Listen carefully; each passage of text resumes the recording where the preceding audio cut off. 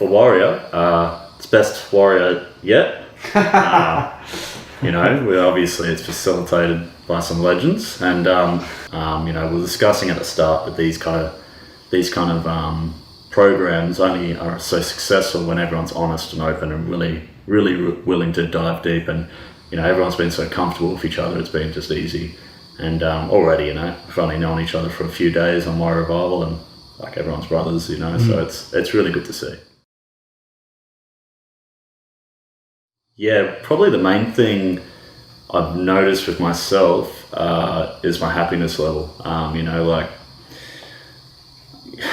It's such a weird feeling to, feel euphoria when you've been basically running away from it for so long, or trying to, really project happiness into others and make sure that they're having a good time, but you keep on neglecting yourself. And I think it's something that a lot of us do. So I guess that's probably one of the main things to notice to myself is how happy I am.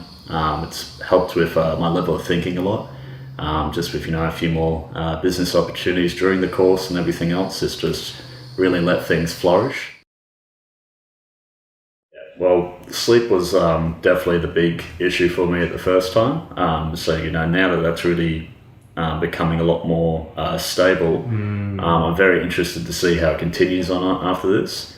But realistically, I just see waking up earlier is going to be the best way forward. Yeah. Go to bed at a reasonable time, and just wake up early, and during those wee hours in the morning, just hook in, because you know what it's going to do.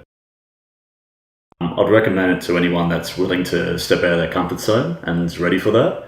I'd recommend it to anyone that's sick of hiding behind their bullshit, as well as if they're stuck in a fucking bottle and all the rest of it. Well, get clean and come up here, but do it before you come up here. Master Yang is teaching, and we have the absolute privilege of being around. Is going to impact their life on so many different levels that they can't even comprehend yet.